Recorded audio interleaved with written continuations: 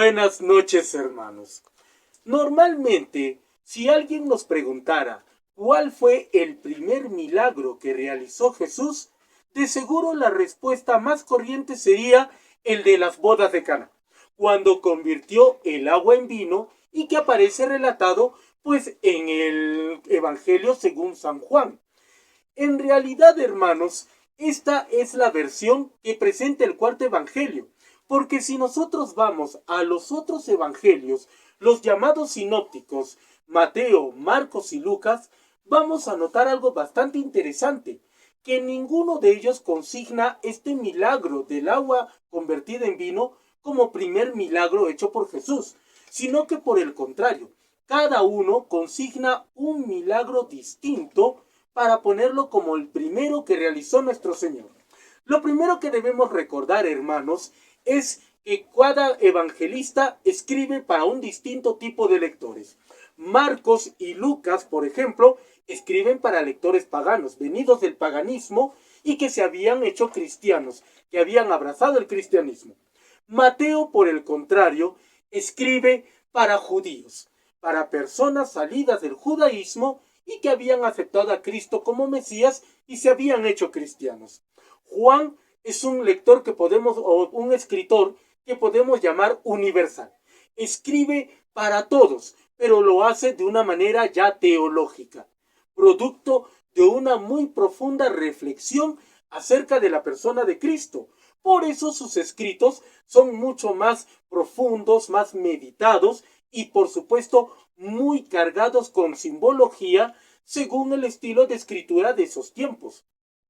El primer evangelio que se escribió, hermanos, fue el evangelio de según San Marcos, escrito hacia el 70 después de Cristo y para una comunidad venida del paganismo, es decir, para cristianos que vivían en la ciudad de Roma y que formaban comunidades cristianas en esa ciudad. Estos cristianos eran venidos del paganismo y a ellos dedicó su evangelio el escritor Marcos. Él consigna como primer milagro la liberación de un poseído por el demonio. Cuenta que estaba enseñando Jesús en una sinagoga cuando de repente un demonio, un endemoniado, un poseso, se acercó y empezó a convulsionar terriblemente. Jesús se acercó entonces al endemoniado y lo liberó. Expulsó a los demonios y sanó por completo al individuo. ¿Por qué Marcos consignó este como primer milagro de Jesús? Porque en sus tiempos, hermanos, el mundo greco-romano, es decir, el mundo pagano, estaba totalmente infestado de demonios. Los griegos, los romanos, la gente de cultura pagana, entendía que los demonios prácticamente llenaban todo el ambiente y el espacio. Y lo veían en todas partes, en las enfermedades, lo encontraban en distintos problemas, en las desgracias, en los accidentes, en cualquier cosa mala, negativa que ocurriera, ellos encontraban la acción de los demonios. Entonces Marcos, con un gran tacto, pone el primer milagro de Jesús como expulsando precisamente a un demonio, a alguien que trae desgracia y desdicha a la gente. Por eso es que lo pone como primero, como diciéndole a la gente, miren, este Cristo, este Jesús ha venido para liberarnos de lo peor que puede haber en nuestra realidad, que es el dominio de los demonios. Y por eso Marcos lo consignó como primer milagro. Luego, a través de todo su evangelio, irá desarrollando ya con mayor detalle esta idea. Cuando Lucas escribió unos 10 años después de Marcos, también cogió el mismo sistema, el mismo milagro, y lo puso como primer milagro de Jesús, porque obviamente Lucas también escribía para cristianos venidos del paganismo y que tenían la misma idea sobre los demonios. Mateo, en cambio, que escribe contemporáneo a Lucas, hacia el 80 después de Cristo, no toma ese primer milagro. Él consigna otro. Él consigna la curación de un leproso. Cómo Jesús cura a un leproso delante de las personas, ¿no? Y lo limpia de la lepra. ¿Por qué Mateo tomó en cuenta este primer milagro? Porque en esos tiempos, hermanos, en el mundo judío, que es al que escribe Mateo, en ese mundo la lepra era la peor de todas las desgracias. Cuando una persona se enfermaba de lepra, no solamente era una enfermedad del cuerpo, sino también era una enfermedad social, una enfermedad del alma de la persona, que obligaba al enfermo a abandonar a su familia, su círculo de amigos, abandonar su pueblo, su casa.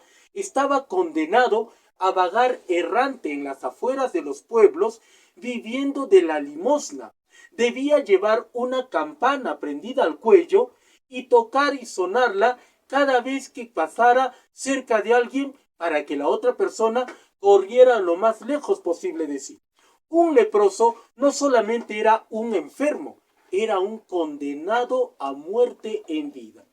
Cuando Jesús cura a los leprosos, lo que hace entonces no solamente es curarles una enfermedad física, que en sí ya es algo bastante grande, sino reinsertarlos a la sociedad.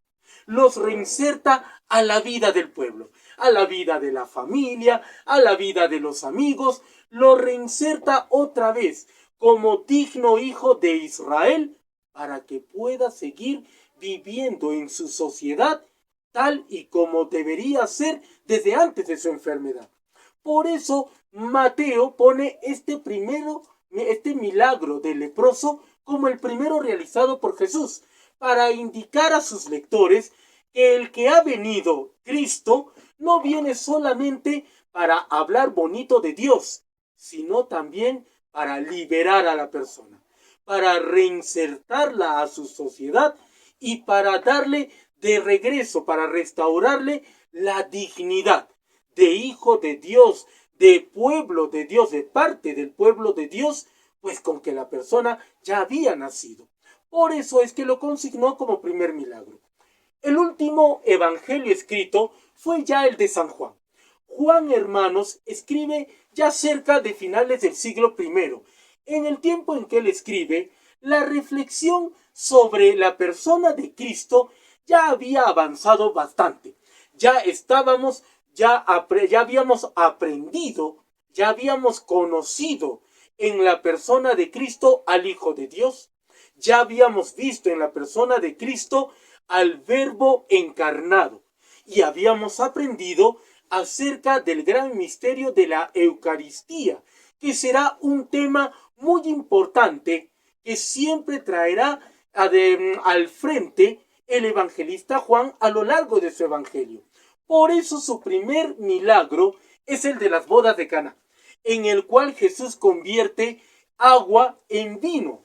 Notemos algunos detalles bastante interesantes, hermanos, y es, por ejemplo, que vemos que Jesús está en una boda de un pueblo bastante pequeño, es una aldea, la aldea de Caná, donde no tienen demasiada población y 600 litros de vino se hace demasiado exagerado para cualquier boda de pueblo. Sin embargo, Jesús, estando en esa boda, convierte 600 litros de agua en vino de la mejor calidad. ¿Por qué? Primero vamos a encontrar el detalle, hermanitos, de la boda.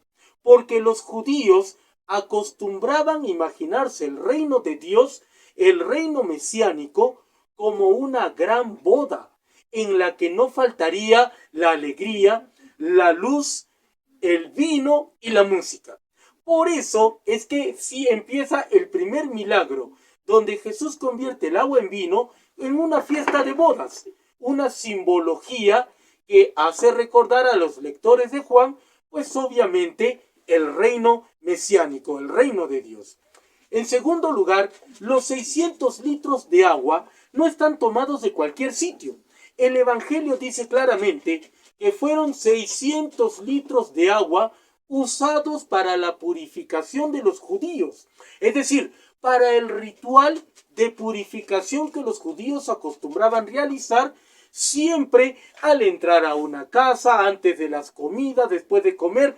Los rituales de purificación en el judaísmo eran muy importantes y formaban la parte central, por así decirlo, de la vida judaica.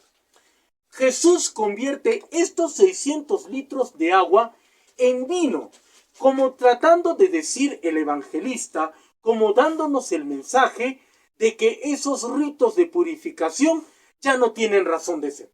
Han perdido su sentido con la venida de Cristo, que ahora ha sido reemplazado ese rito por la Eucaristía, aquel sacramento en el que Cristo mismo se entrega a los demás en su cuerpo y en su sangre.